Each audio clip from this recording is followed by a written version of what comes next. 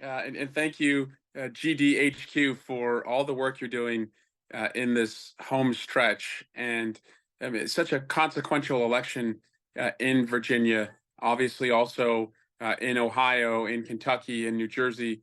But I know today, much of the effort is going to be directed and aimed at Virginia. And I want you to know that, what happens Tuesday in this election is going to be the canary in the coal mine, the signal, the early indicator of what's going to happen 1 year from today. So the 2024 general election is a year from today. And you're either going to really, really fire up and motivate Democrats and people who love democracy to believe that we can do this in 24. We're going to start a little bit in the hole. And frankly, I think optimism and confidence begets more optimism and confidence. And winning is just more fun. And so the work that you're doing right now, to bring, to the polls, the voters that are going to make a difference really counts and it really matters. And some of you, especially, I'm reading in the chat, some of you are first-time volunteers, and I wouldn't blame you as somebody who does phone banking and text banking and knocking on doors. If you are wondering, does this really do anything? I'm going to make some calls. People are going to hang up on me. I'm going to get voicemail. It's going to be the wrong number. And I'll be honest with you. If you were the only person calling, it probably wouldn't do anything.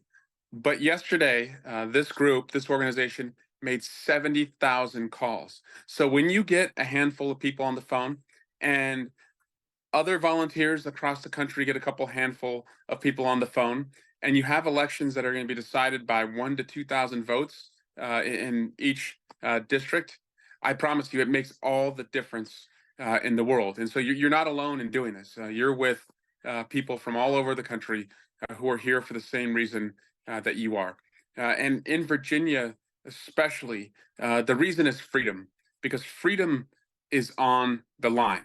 If you are a parent who cares about what your kid reads in school, or if you are a student yourself and you think you should be able to read and learn about America's history, your freedom to read and your freedom to learn is on the line. If you care about whether you're a student and you should be able to go home safe after school and not have to do duck and cover mass shooter drills, your freedom to live is on the line under this governor. If you are a woman and you believe that a decision about your body is between you and your family, you and your doctor, and you and your own conscience, well, your freedom over your own body is on the line.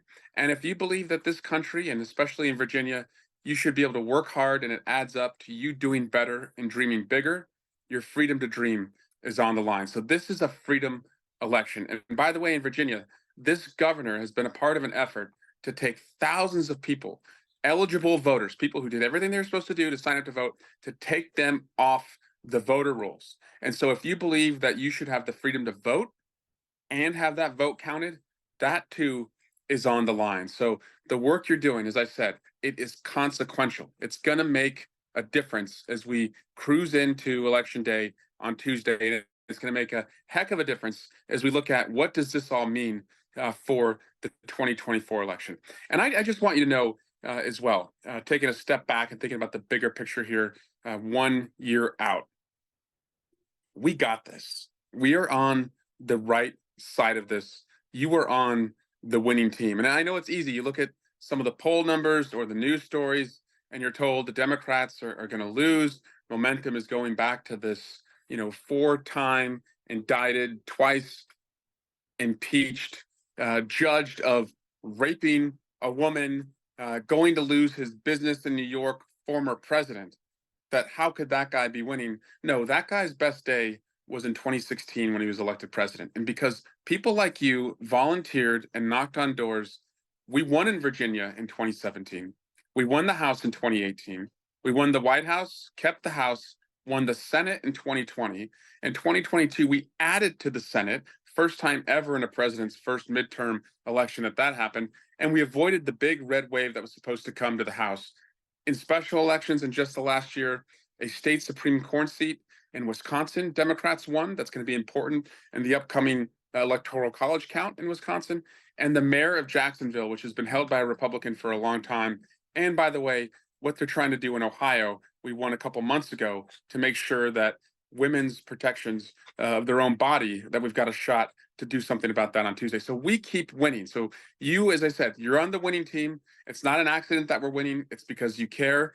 You show up. Your agency is that you're registered to vote, but you also use your power of persuasion and influence to try and get others to vote. So I'm fired up about what we can do. And I just wanted to thank you and encourage you to believe that it matters. And so, what else can you do between now and election day? Once you do these texts and phone calls, you can tell others and tell them how consequential just giving a little bit of your time can be to make a difference. And then beyond this election, if you're looking for like what is the reward, how do I know all of these issues are going to get better? Well, the demographics in America are changing. We saw that in Arizona and Georgia, where Democrats are finally winning there. We're getting closer and closer in a state like Texas. In Florida, we're going to put on the ballot a woman's right to make her own healthcare decisions for this upcoming election. So, what we really have to do on Tuesday and then a year from today is just make sure that democracy lives long enough so it can live forever. And that means winning in Virginia, winning next November, and then we can take care of some of these longstanding issues, finish the job on them. So thank you again to GDHQ for bringing all of us together. As I said, I'm fired up, I'm with you, and I look forward to celebrating what you do this coming Tuesday.